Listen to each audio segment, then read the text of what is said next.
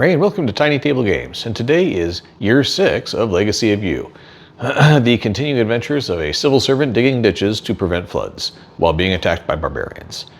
It's a best of 7 kind of situation. You got to win 7 to win the whole campaign, or lose 7 to lose the whole campaign. Right now, I'm 2 for 3, so 1, 2, lost 3. So that's not a fantastic record, but that also shows you that this game can drag out longer than you would expect. So with that in mind, I think I'm going to change up slightly how I'm doing these videos and attempt to accelerate them a bit. So rather than including lots of commentary and thoughts, I'm just going to clip through this thing, and you can basically the equivalent of fast forwarding, if you will. It's like, well, I'm curious to see it play the rest of the way out, but I don't think anybody wants to belabor the point. We have many other games to play, and this one's getting slightly, I won't say annoying, but predictable in how the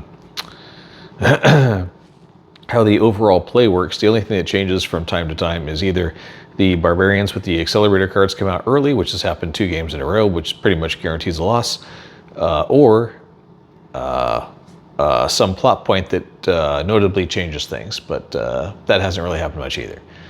So that said, thank you for clicking on the video. Like and subscribe if you haven't already, and let's get to this. Okay, let's do this.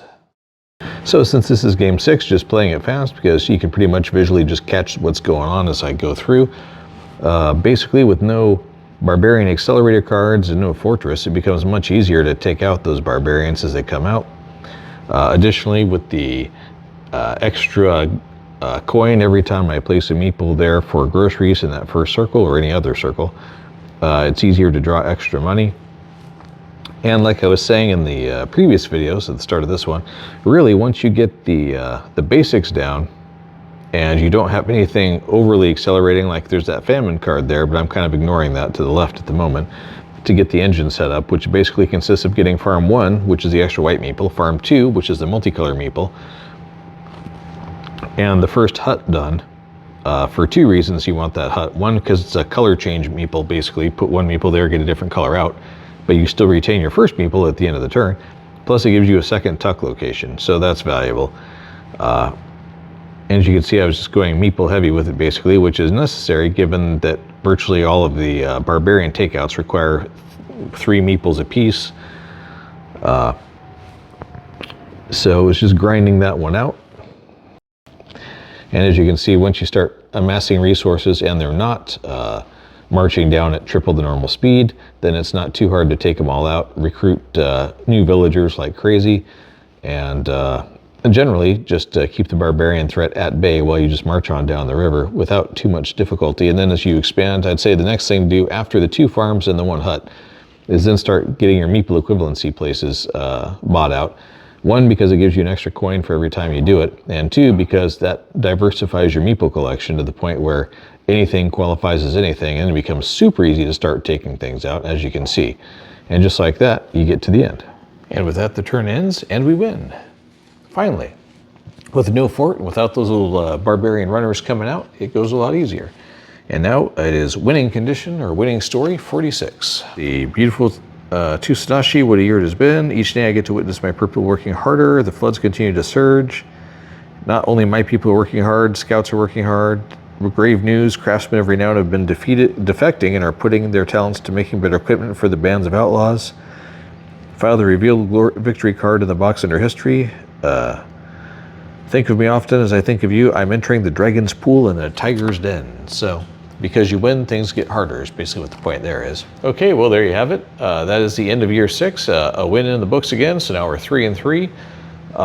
Pretty much like I said, once the fortress is gone and the famine cards are gone, which absorbs a lot more extra resources, and you don't get so unlucky as to have all the barbarian acceleration cards come out one after another on the first 2 turns, or first 3 turns, you can get your little engine set up there, start the 2 farms, start doing the equivalencies, open the first hut, don't really need more than that, and suddenly you're awash in meeples and don't really have too much trouble with it.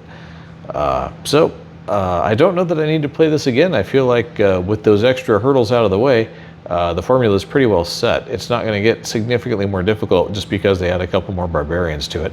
So I think at this point I'm going to skip ahead to the ending for winning because I'm curious, but also curious they want to grind through 4 more games of doing the same thing over and over again.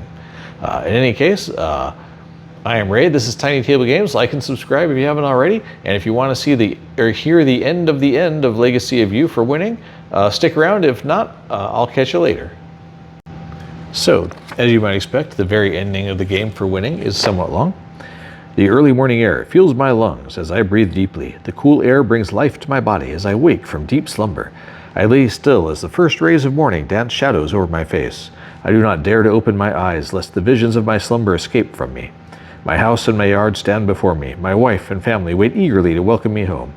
Long has it been since I have seen their faces in Edoras. It doesn't say Edoras, but it sounds a lot like that line from Lord of the Rings. The edges of my vision are blurry with time. A pang of sadness at the absence threatens to pull me from my daydream, but I will not be saddened. These faces will become clear once again. I will tread the halls of my home and hear the laughter of my children. I am filled with joy as the knowledge that my task is done flows through me. I feel it evermore with every ache as I start to sit. A well-earned slumber. I rise to my feet and dressed. Stepping out from my tent, I look to the sky as has become my habit over these years. The clouds are gray and threaten rain. But as I let my gaze fall on the horizon, I let out a small laugh. Where brooding clouds broil in the sky, they are met at the edge of the world by the pounding blue of the ocean. Boy, this goes on and on and on. Let's see. I hear footsteps behind me and see Bo Yi in his rushed manner approaching. His quick steps always betraying that he cannot sit still, unlike the small monkey on his shoulder who chirps at me as he runs. Bo Yi bows low as he draws near. Without a word, his arms sweep back, revealing another man approaching. He holds himself straight with each measured step. He holds a letter in his hand, and once close enough, he stops and looks me in the eye. Honorable you, I, Shun, Lord of 12 provinces and Emperor of all China, greet you on this auspicious day. I'm guessing this is the guy reading the scroll, not actually the Emperor showing up. My eyes and ears are ever open to all that happens within our beloved empire. When news arrived that you are reaching the end of the great work, I dispatched this emissary immediately to bring you my heartfelt congratulations. Your work dredging and controlling the waters of these lands will make for better living for my people and a great and more prosperous kingdom. You have worked hard, planning each step and fighting off many opponents. You have kept a level head, and while things didn't always go your way, you have persevered, and your success will resound with each rainfall. Persevered, actually, just typo. You have brought great honor to your family, and from this day forth will be remembered in stories as you the Great. If you have 1 to 3 defeat cards, congratulations, you have finished the campaign. It was not the most glorious of victories, but still a victory nonetheless. If you have 4 to 7 unseen defeat cards, turn to entry 30 in the storybook. Furthermore, I wish to recognize your great wisdom. You have not only shown great engineering, but remain upright before your people and your enemies. Your reputation as a person of upright character and morals has not been lost on me. It is my wish that you attend me in the Puban, where you and I will discuss many great works for the future of our land. I would make you Lord of Works and remove the shame brought on your family by your father's failings. If 6 to 7 defeat cards remain unseen, turn to entry 40. If you have 4 to 5 unseen, congratulations, you have finished the campaign. See the bottom of page 15 in the rulebook for how to reset the campaign. So let's just carry on to 40 and see what the ultimate ending is. And finally, I have one more honor to bestow upon you. So great has your success been that all of our people will benefit. Not one person is not indebted to you. In this, there is only one way for a nation to repay the slayer of dragons and the tamer of monkey demons. I, Shun, Emperor of Sun Heaven, do declare that when the time comes, you shall be my heir. No other reward is equal, and I can think of no one else I would rather entrust my legacy to. This shall now be your legacy too. Huh. So you dig ditches well enough and you become Emperor of all China. That doesn't come along every dynasty.